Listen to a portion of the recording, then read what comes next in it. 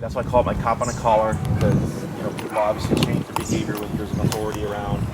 Because humans are the same way. If we can get away with speeding, then we speed, right? Because it's like not rationalization. Rationalization is like, who cares? You're just going like a little bit over the speed limit. Like, I'm not killing somebody, right? But technically, it's against the law. Yeah.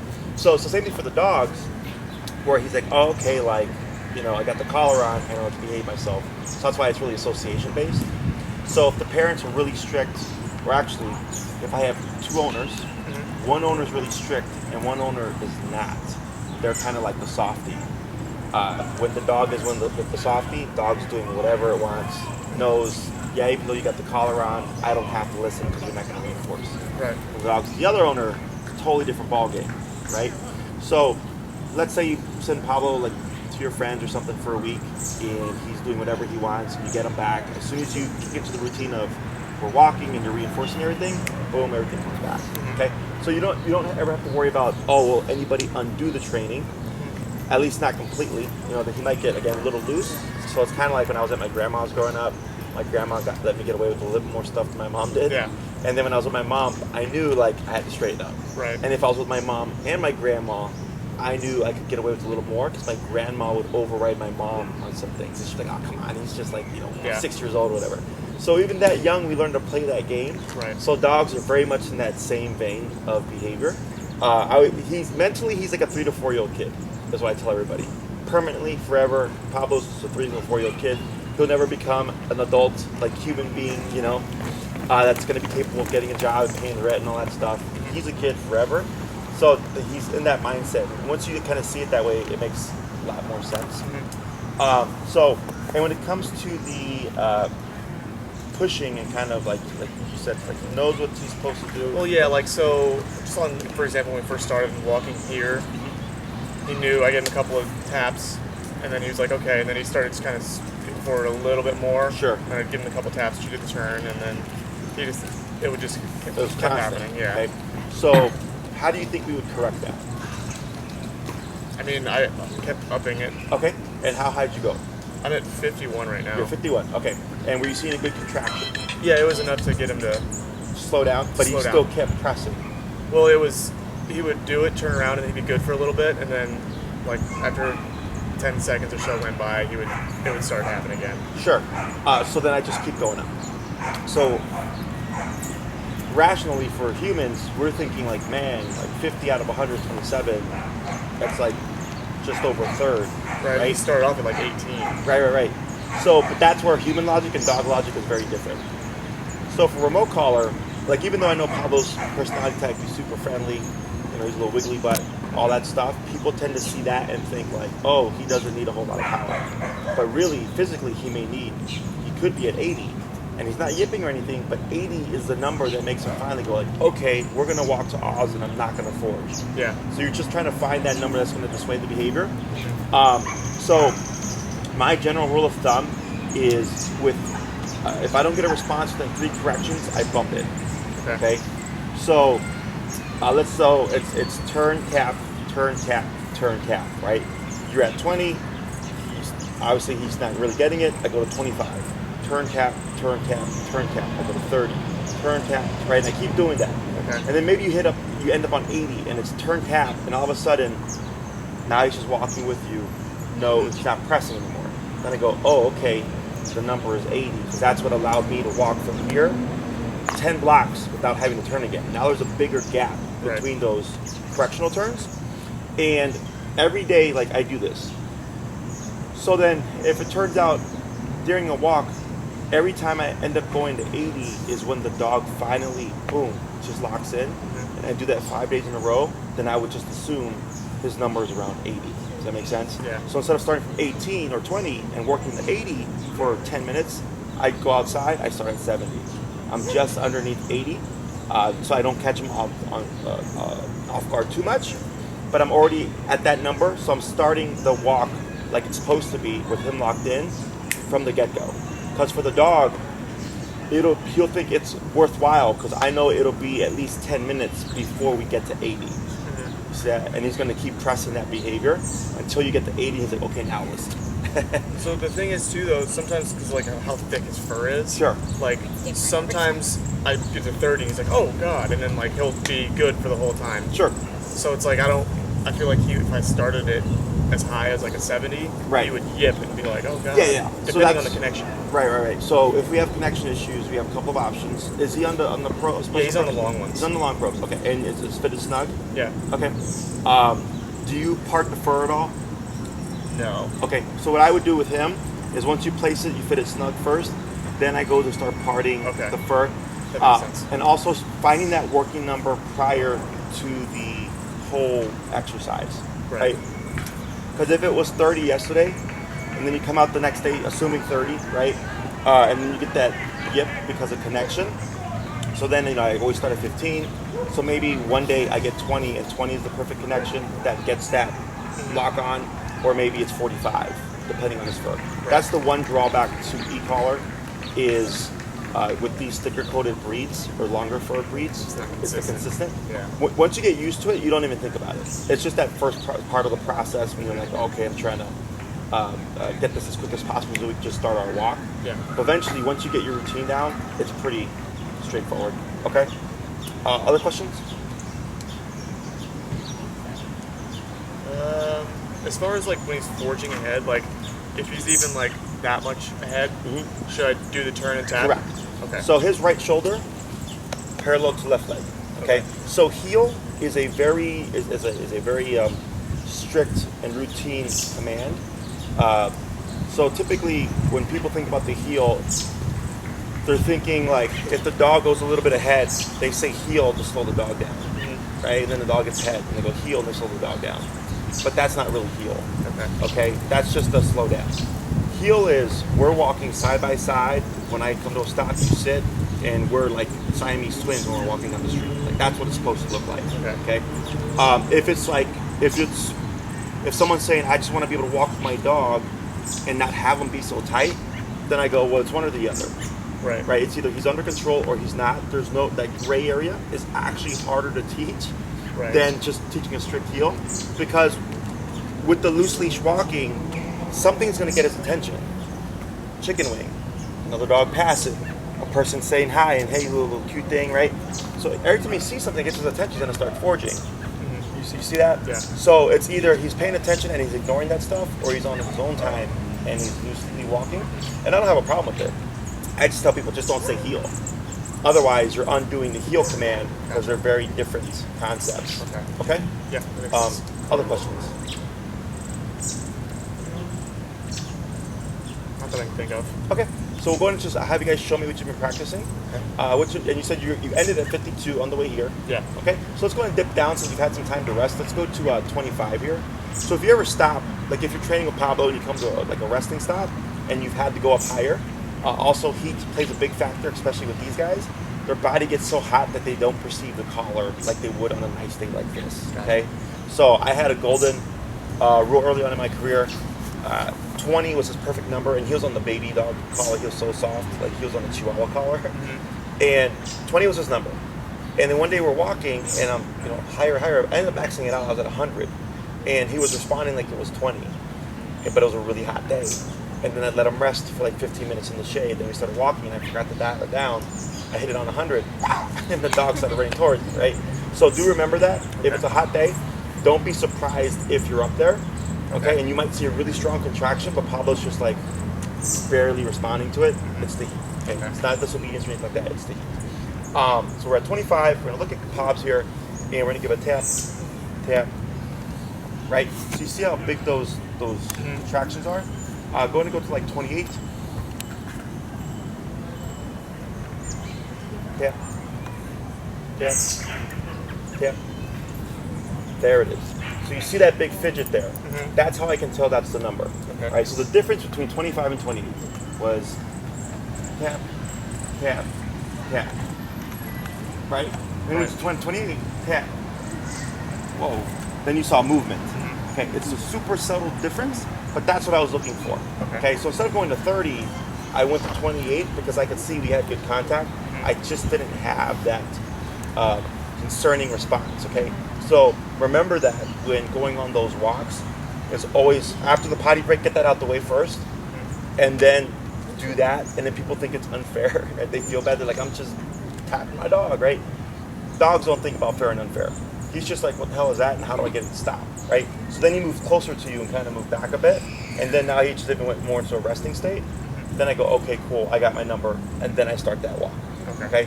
Now, once you start walking, the variable you're going to have is possibly the motion, joggles the collar a bit, or just the excitement or the stimulation of, hey, we're going for a walk in the neighborhood is also another factor, okay? But at least if you start here, you're going to be that much closer to having that immediate control, okay? Whenever you're ready. Sorry, I'm on call for work too, so I have you're to fine. be answering my phone. Here. Yep. This one? Yep. Any way you like.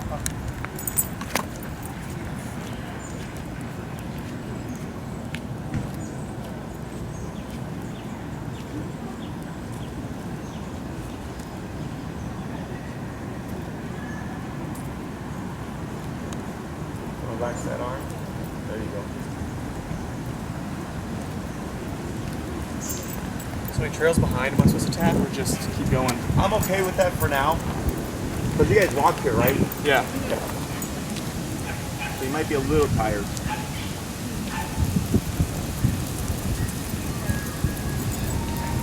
Good. You want to speed up a bit?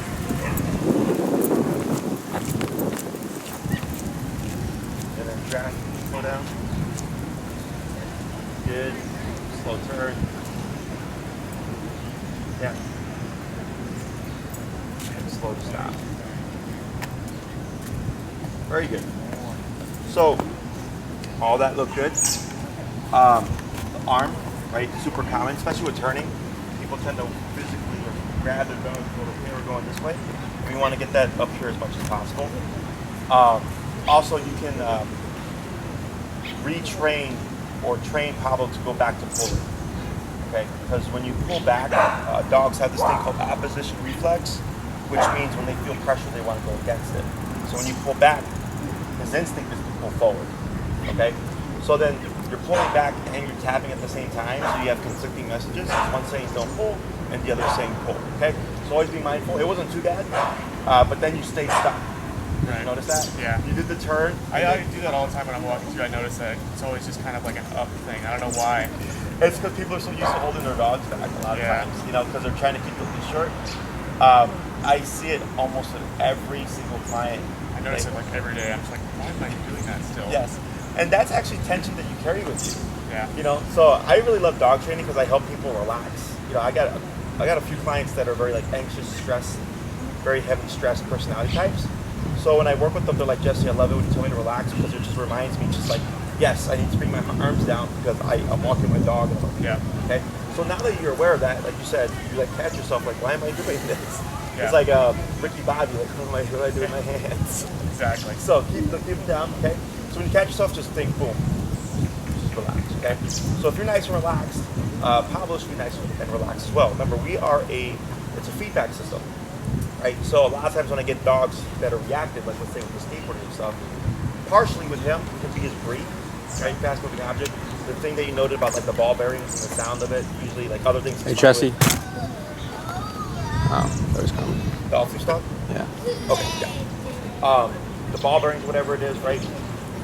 So when we see these things coming, people tend to do this, right?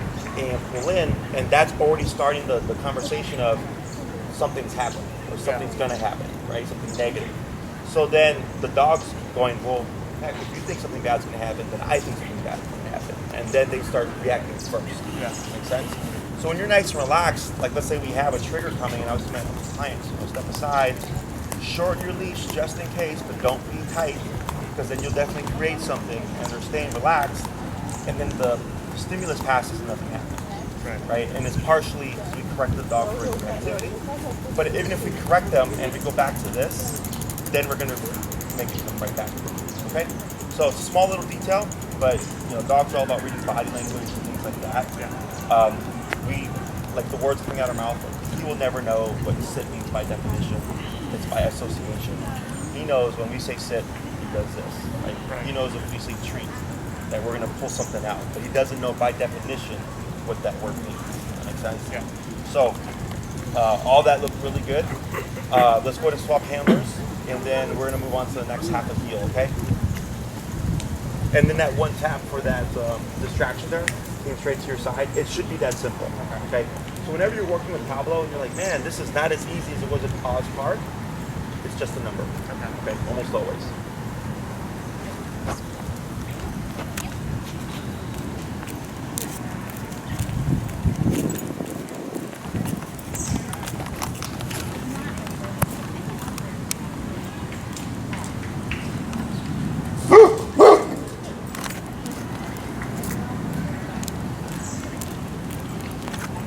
Go ahead and speed up.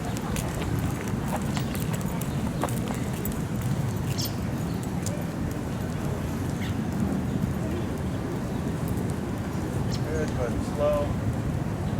Good, slow turn. Good, yep. Fine, pull to your left. Yep. Let's go down to 22.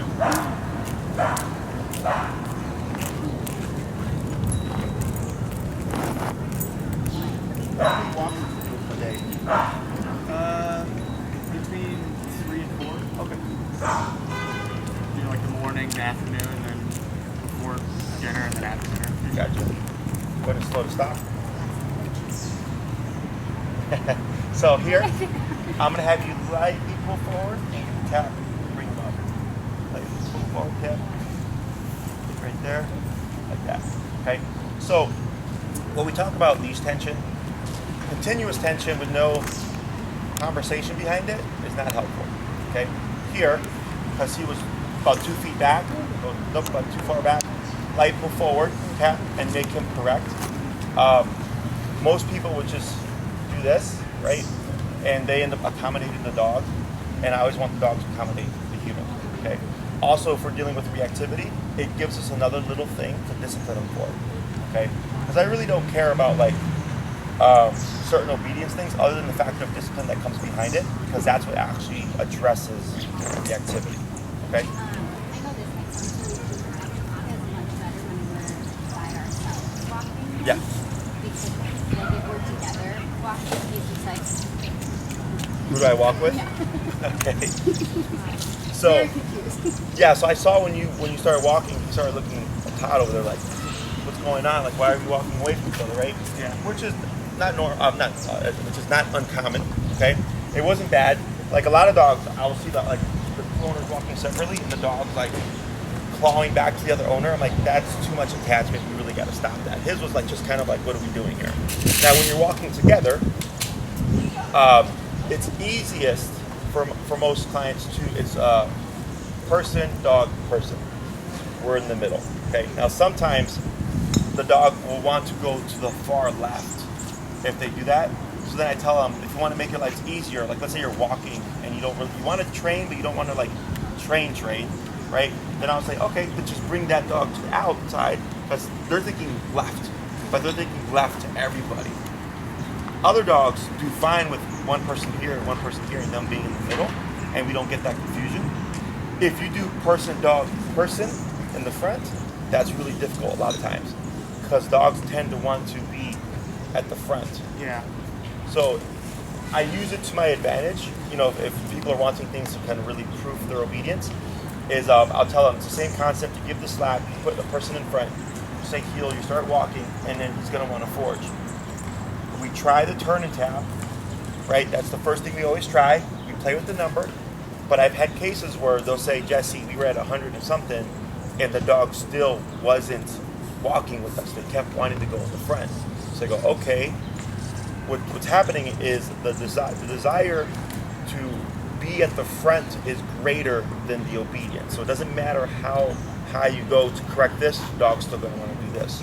So what we do instead is I go back to normal numbers.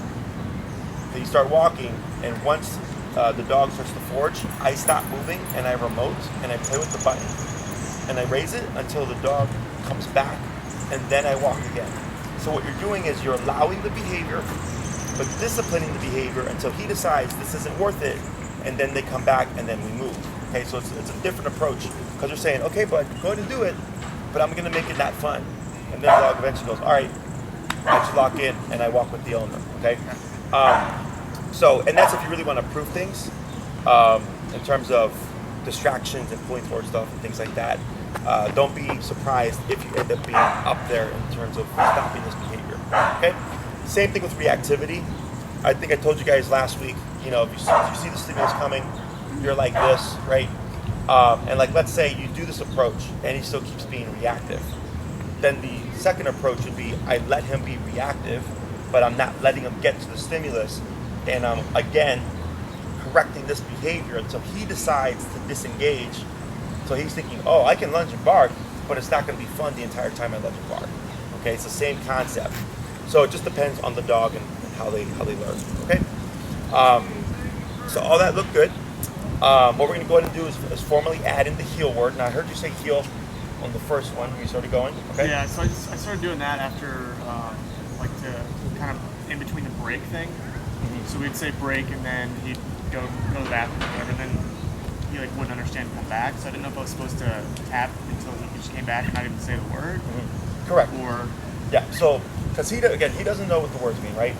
So like we have a deaf dog with us right now, and we just tap the button, and then depending on what's going on, he'll just do it. So if I start walking and I tap him, he just assumes we're walking in heel, right? Because there's no way to even tell him what we're doing. right. So the heel, the words, in my opinion, are actually more for the human than it is for the dog.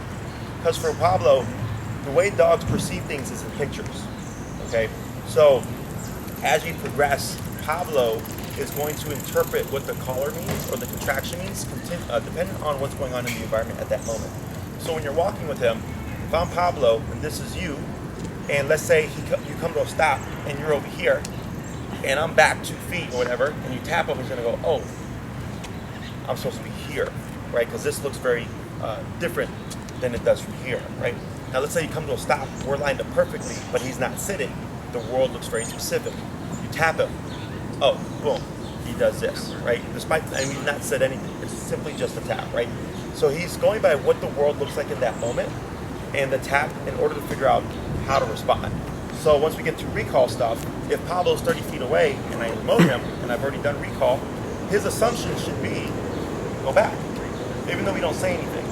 So like, let's say he's super far and he can't hear you. You tap him, he's like, probably supposed to just come back, okay? So we get like these default responses. But again, him being all the way over here and you being over there is very different than when he's here. Does that make sense? Yeah. So we'll go ahead and start adding in the word heel. I find it easiest to say the word first and then to move forward with your left leg. Okay, so now we're going to start adding specific movements. Dogs have a wider peripheral range than we do. So he sees that left leg here. So more advanced training, left leg means heel, right leg means the dog doesn't move. Okay, sounds super fancy, super simple to teach. It just takes consistency. Okay, so we're going to say heel first and then move forward with that left leg. Now that we have an on switch, so think of that as Pablo being clocked in, everything kicks into play when you cue the word. Okay, so technically if you come out and you don't say anything, that's perfectly fine. He's on his own time. Okay, the moment heel is spoken, it's our job to make sure Pablo goes into position. It's his job to then pay attention. Okay, so Can you say it and like at the same time? no. So what we'll do is so go lightly pull up on your leasher and tap. Light up, tap. Like keep your pressure up, tap, tap, and relax. Like that, right? So using that leash pressure, you're communicating to him, all right, buddy, nap time is over. Tap to bring him up into position, right? When you say heel and you start moving, if Pablo's moving with you, we're good. You don't do anything, okay? If I say heel and start moving and he doesn't move within the first step or two, then I keep moving and tap him to bring him here, okay? And when we get into like the stay process, you might see that because now we're gonna do two conflicting behaviors. Stay means don't move and heel means move. So a lot of times we start to see that lag, okay? So heel is not followed by a tap. It's heel, leg movement. We start going forward. If he doesn't respond, then you tap to bring him forward, okay? Other questions? So all you're gonna do here is you're gonna say heel, you're gonna walk for a few steps, you're gonna come to a stop, he should automatically sit. Wait a moment, heel, left leg, a few steps, come to a stop, he sits, heel, left leg, right? And we're not saying sit, it's automatic, okay? Whenever you're Heel.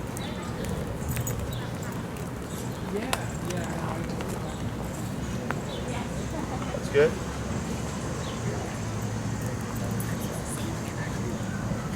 Heel.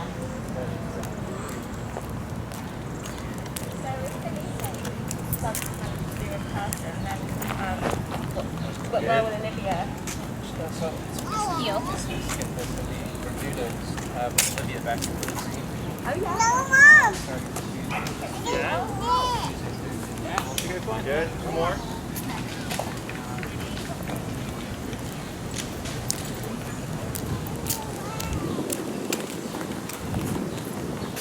Good. One more. Heel.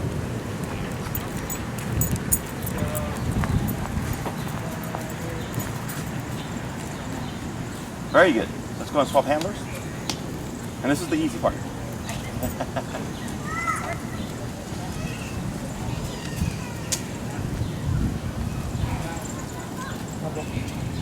You.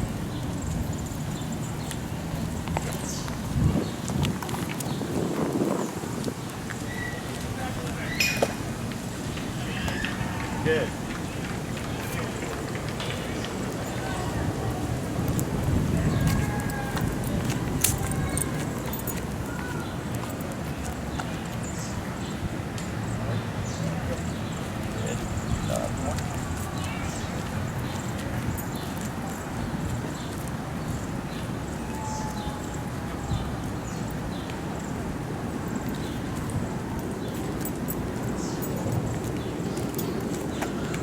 Good. One more. One. Deal.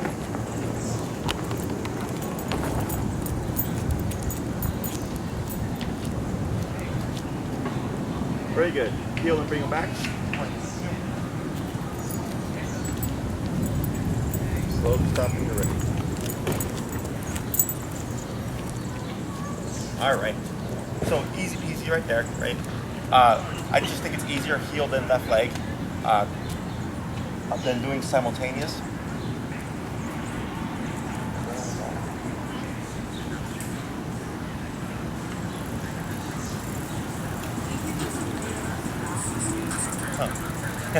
Just a day at Oz Park.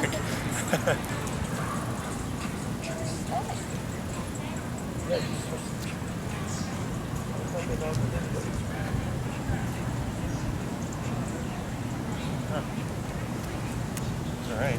Just ran across the street. Yeah, I think that's all. Right. Well, somebody's dog at some point. That's why we offer trainer. So, turns. So for Pablo, you guys know when you're going to stop. You know when you're going to turn, right? He will never read your mind. So we want to use body language to communicate with him what we're doing. So right now it's heel, left leg, right? When we do our turns, we have two types for the most part. We have the crossover turn, because you're going to be crossing over Pablo. And then we have the 180 pivots, which you've been doing for the correctional turns, right? But these 180 pivots will be when Pablo's actively paying attention. So when you do the correctional turns, it's always turn, tap. You don't have to worry about any of the stuff that we're going to do right now, because he's already not paying attention. We'll start with the crossovers. So if I'm going to turn left in the Pablo, we want to lead with the leg opposite to the turn. So if we're turning left, we're leading with our right leg, okay? So I like to use with the sidewalk the cracks as a guide. So if I'm walking with him, we slow down prior to that turn, and with my right leg, I'm going to cut in at a 90-degree angle.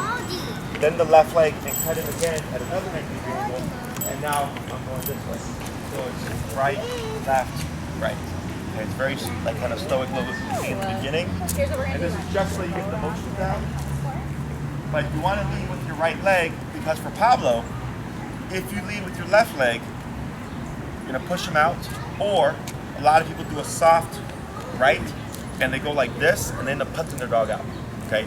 So when you cut in front of him, if he's paying attention and you slow down, he's gonna slow. So when you do this, he's gonna see this like as a wall, and he's not gonna wanna keep going forward in most cases, unless the dog's kind of slow. Then you might have to like power through him. But most dogs will stop or start to turn and actually just veer your way because of body language. Okay, dogs are masters of reading body language. So one more time, we would want to slow down, and then it's that right, left, right. Now we're going back. There you go. For the pivots, same kind of 3-step process. When we're walking, we're going to slow down, and we're going to extend the left leg. We're going to be going towards the right. Go back on the right, forward to the left. Now we're going the opposite way. Doing this. Left, right, left. Previous turn was right, left, right. Okay, so it's the same 3-step process. There'll be a bit of thinking here, maybe. I can see your brain already thinking about it, like, oh, what's going on? I'll coach you through it. The crossovers are typically the hardest. Okay. So again, for the pivot, it's just extend the left, back on the right, forward to the left. Now we're going the opposite way. Yep, just like that. Okay. If you're planning to do a crossover, you slow down. Pablo should slow down. But if he doesn't, you're going to see him out here. This is his head. This is his shoulder. A lot of my clients go, try to run around the dog. You should do the correctional turn, correct. Because he's already telling you, I'm not paying attention. If the turns ever feel awkward, it's because we did something incorrect or he's not paying attention. Okay, I see it all the time, part of the process. But it should feel very fluid.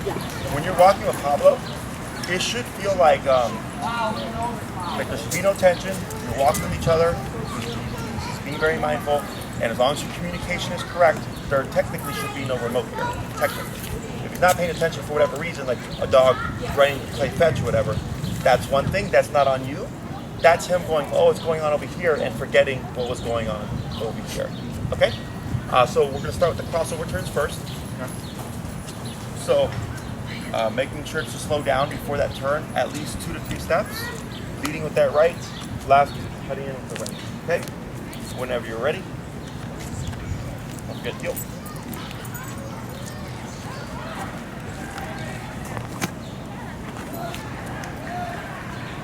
Sharper turn with the first right. You did like a rounded right. There you go.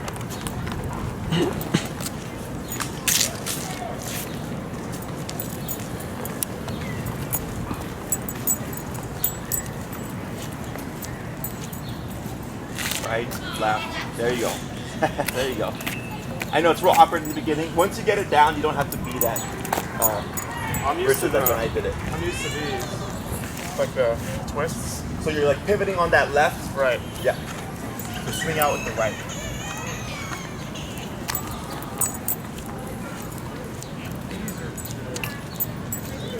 There you go. Now, do you see how he was surprised there? Yeah. So he was surprised because he went straight into that left turn, added a couple of slow steps, and then pivoted.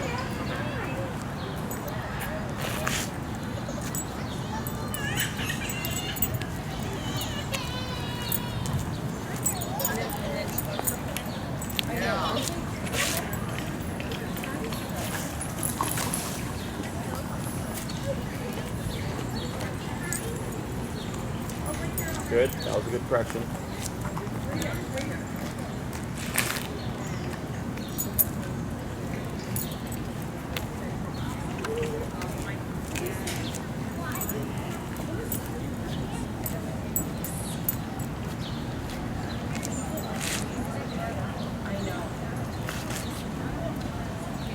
When you do that left turn, try to get it on step 3. You're already going the opposite way. So it's I'll do it the way you're facing. So you're hugging here, and it's 1, 2, and then on that 3, you're already going the opposite way. Okay? Because when you're on an actual sidewalk, that's actually about the width of an actual sidewalk. If you're doing it correctly on that 3rd step, you should be on the opposite side of the sidewalk, going the other way. Okay? But you can see how he's getting it, and he's watching your movements. No problem. Heel.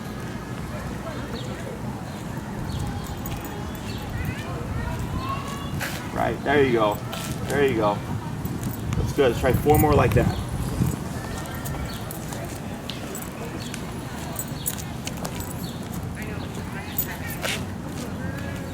There you go. 3 more.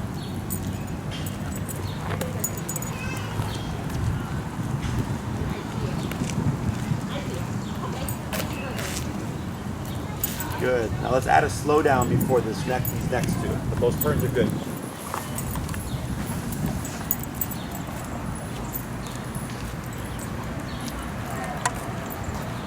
There you go. There you go. Good. Last one.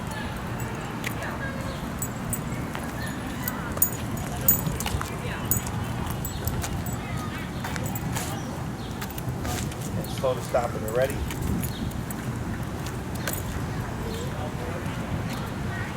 Much better. Now we're going to do the pivots. Okay. So I saw you do the pivot a couple of times, and you're kind of. I think you're going more like this type of motion, and you want that 1, 2, 3 motion. That rock on that left leg. In the beginning, I'm really exaggerating. You wouldn't really do this once you learn it. You know, like once it's more natural. You know, you're walking, you're like, oh, I gotta turn left. You know, it'd be like that.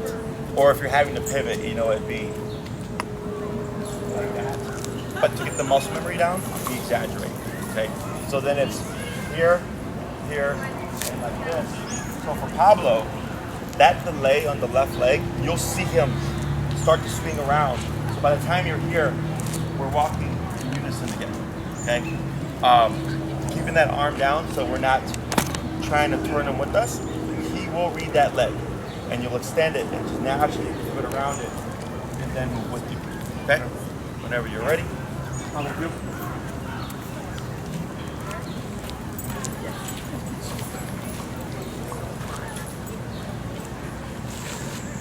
There you go. Good one.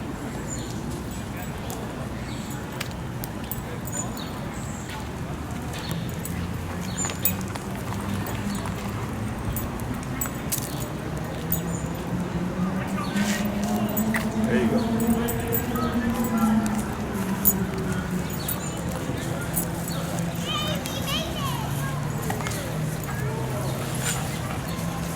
Good, 2 more.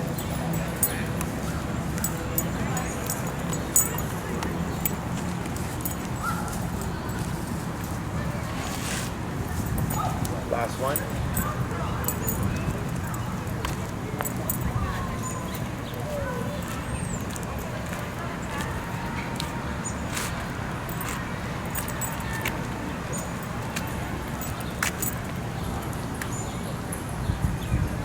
Good. So here, go ahead and space like you were. Let's say, like right now, if I was like, go come back this way, you know, you could walk a bit and then turn and end up coming around. What you can also do now is say heel, step out with your left leg, but then immediately go back to that right leg and then slow roll stop. So now they're faced this way. Does that make sense? Yeah. Heel. Pablo. Heel. Yep. Quickly. I'm sorry.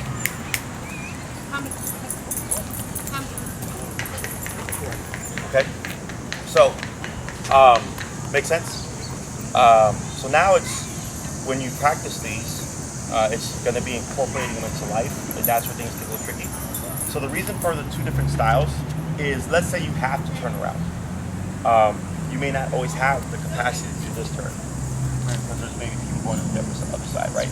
But I can still do my 180 pivot and just keep my half on the sidewalk, okay?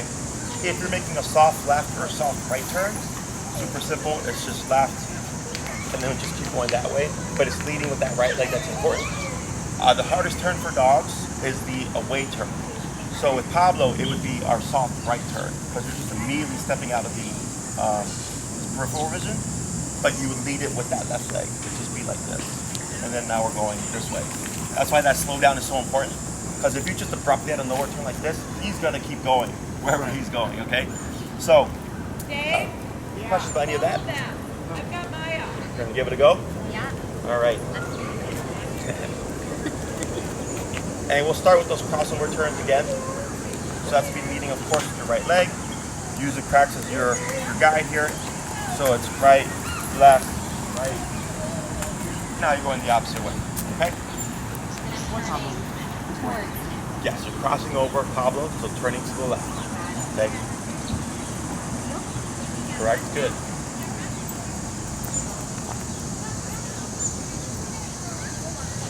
There you go. Good. 4 more.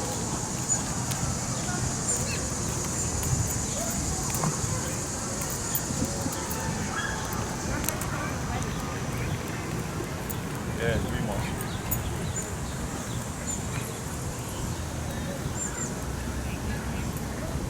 Good.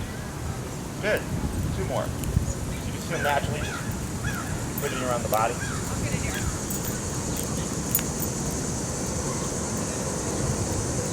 Good. Last one.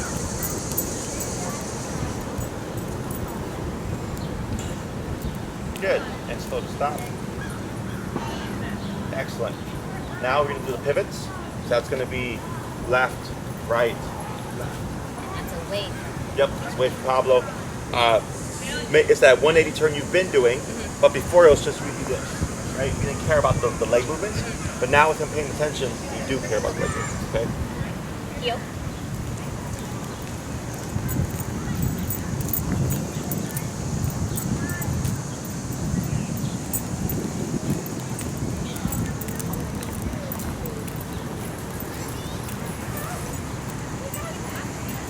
Right? So, yep, now pivot. Nope, the other way, other way. Okay. This way, Pablo. So he got Away distracted from for a him. second, right?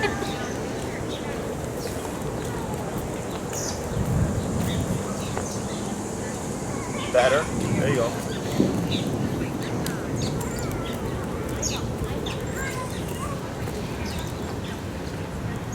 Yeah.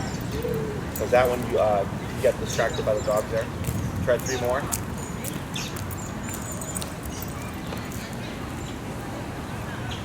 Better. So you see how he swings out the leg there? That's good. 2 more.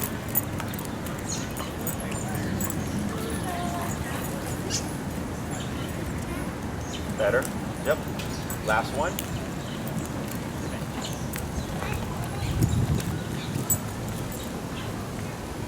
There you go. And it's slow to stop. Very good. So I think maybe other than when you got distracted here, were there any taps? I think I did one. For the turn, yeah. Yeah. So the reason why dogs pick up on these turns so quick is one, of using body language, right? That's how they communicate. That's primarily how they communicate. Last week we focused on Pablo, pay attention, the handler. Now this week is we got attention. Now we need communication from handler to Pablo. Okay. So heel is a 2-part process. I say it's like dancing, and I've had clients that were dancers, and they'll pull, like on day 1, they'll see everything that I'm doing, because I do this stuff naturally. Like I've done this for so long, I can't not do it. So then they'll say, oh, you're turning on your left leg, and you're crossing with your right leg, and this and stuff. I'm like, you must be a dancer, because those are the only people that can see that.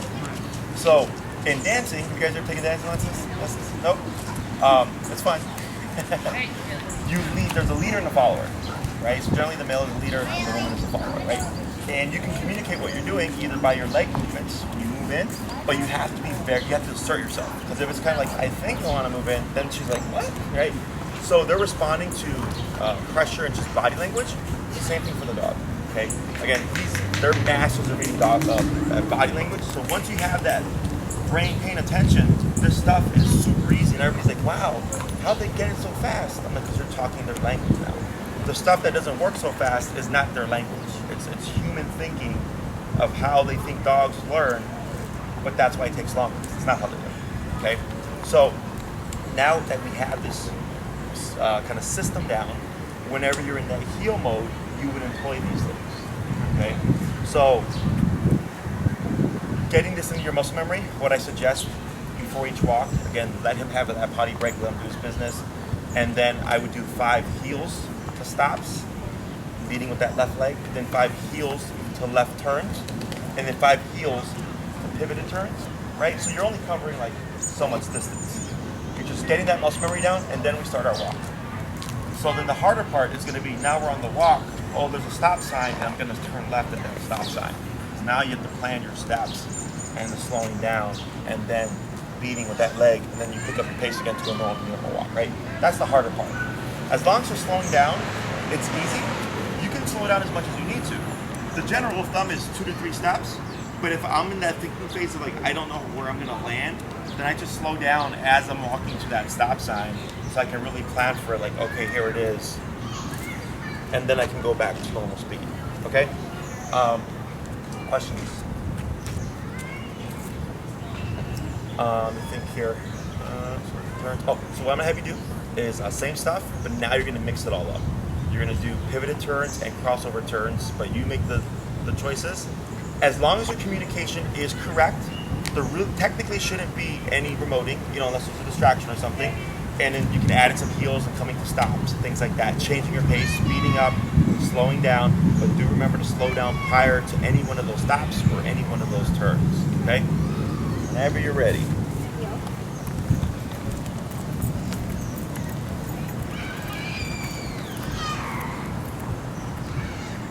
Your pivot.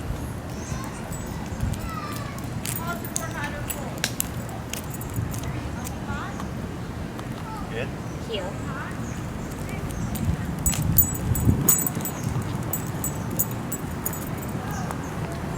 Oh, I don't know if I did that one right. Right. Which leg am I supposed to go The first left when I is do with the that? right. Opposite leg leads the turn.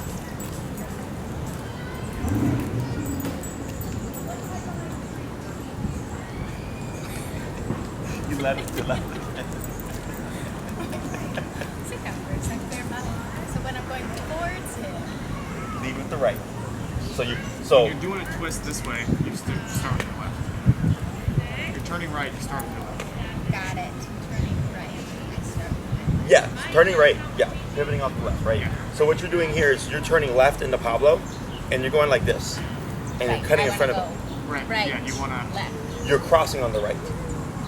So you're already turning when that right leg comes out. just pivoting like this. There you go. Got it. There you go. Just doing this. Towards step Pablo over. is my right. Yeah. So it's a 1, 2, 3, and on 3 you should already be going the other way for both turns. Right. Right. So 1, you're already turning. 2, and then on 3, turning again. Right. And then I'm going away from That's what I got. Yeah, like that. There you go. Pablo's like, what are you guys doing? He's like, this stuff is easy. heel.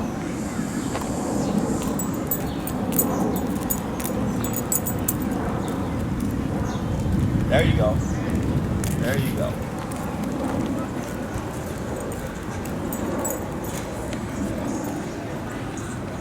Good pivot. There you go. Good.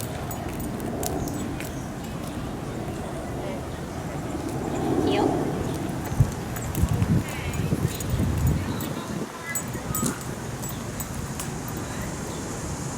Turn. Turn.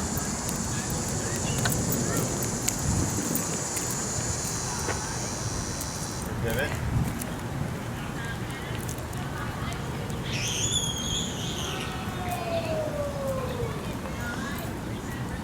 Yep. Turn.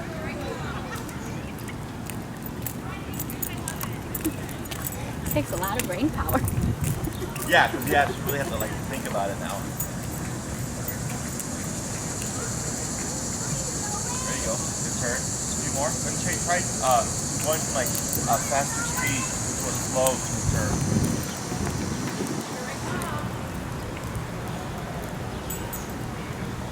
There you go. Good pivot.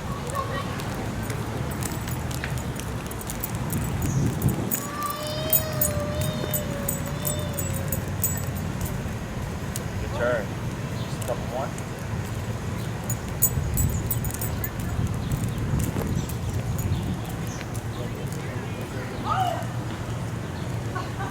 Good. Go ahead and solo stop here. Good. Excellent. So now, I'm going to just throw random stuff at you. Okay? Again, if all our communication is correct, this should be easy peasy Pablo. Okay? Heel, Heel. pivot. Okay. Okay. And if you need to keep going to get it, you don't have to do it immediate. Okay, pivot again. There you go. Yep. Pivot again. Good.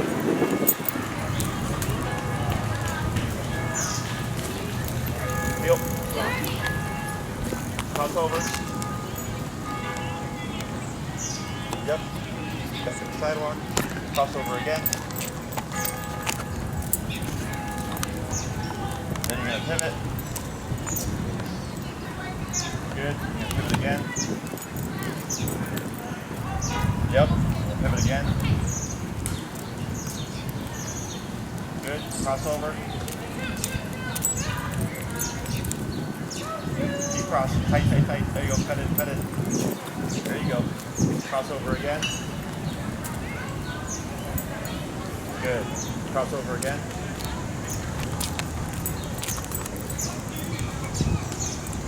Good. Pivot. Go ahead and speed up. Slow. And stop. Good. Just a bunch of randomness, right? In a really tight spot. And he was about 90%, right? The last 10% was the thinking network, right? So once you get all that down, like you can do a bunch of craziness and it's cut right there, okay? That's the reason for the body language part of it. So all that's good. Obviously, that's not realistic, but it's to show you that what the attention and the focus is once everything is working correctly. You have the appropriate number for him according to the environment, and your body language cues are on point, then everything should be seamless. Okay, let's go and swap. So I have to start with the same thing. Todd,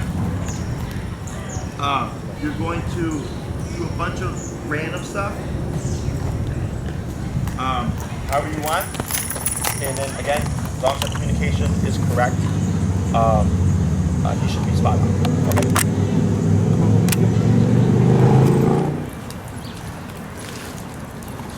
Good.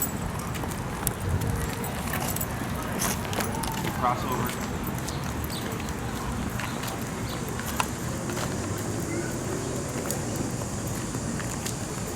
Crossover.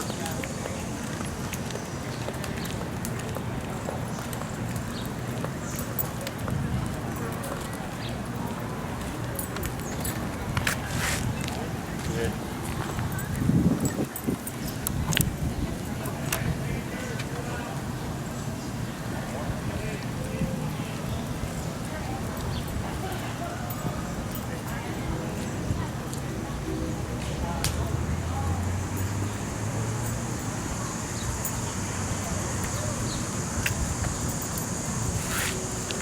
Good.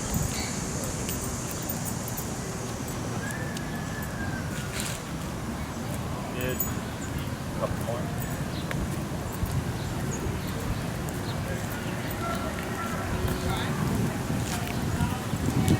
Nice.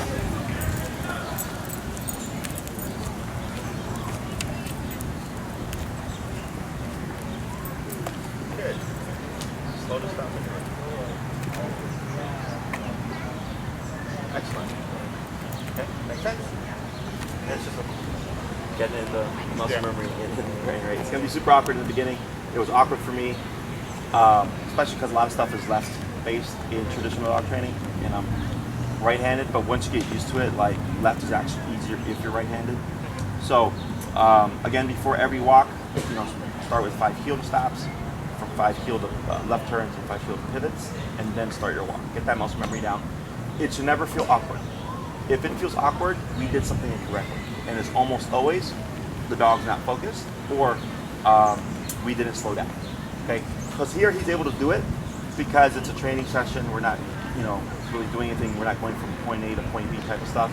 When you start to apply this and, we're gonna walk to the dog park and he knows the trail, and all that stuff, that's when it's really gonna start to factor in. You're gonna start to notice like, we need to tighten them up a bit, otherwise these turns don't work. Remember, and you said this earlier, if Pablo's up here and we're planning that left turn, you would want to go into correctional mode, but you don't worry about that pivot anymore, you just turn. It's already not paying attention. Right.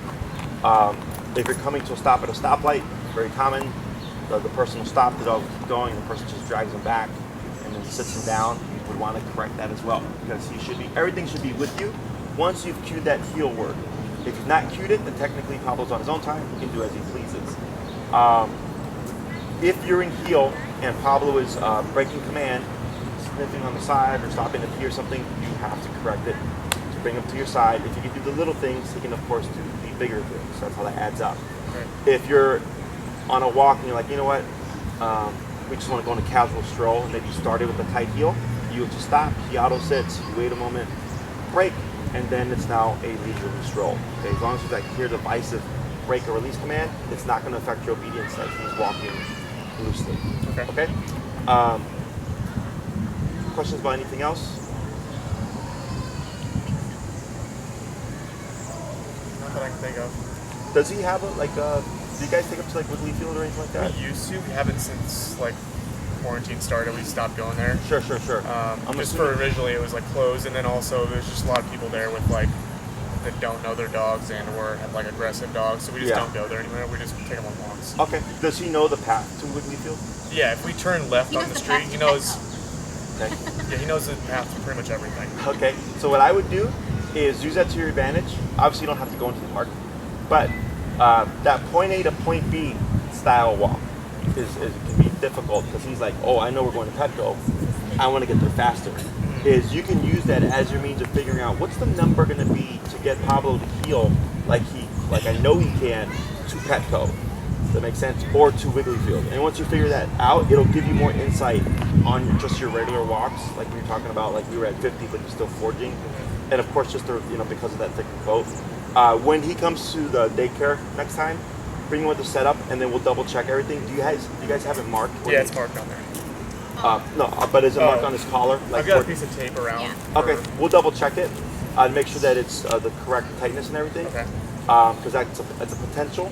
But with these guys with the long coat and everything, it's not uncommon to have connection issues. Once you get used to it, you don't even think about it. It also happens randomly on walks, so like we'll stop at like a stop sign or stop light. He'll get down and he'll like scratch at it, and then it completely screws it all up. Like so, whatever number like doesn't bother him anymore. Or... Sure, yeah. And if like let's say you're at 30 and like maybe you had a really strong contraction before the scratch, and you do a test tap on 30, I know there's no connection, right? Because it went from a really good connection, and you saw a very kind of drastic muscle contraction. And when you do it again, there's nothing.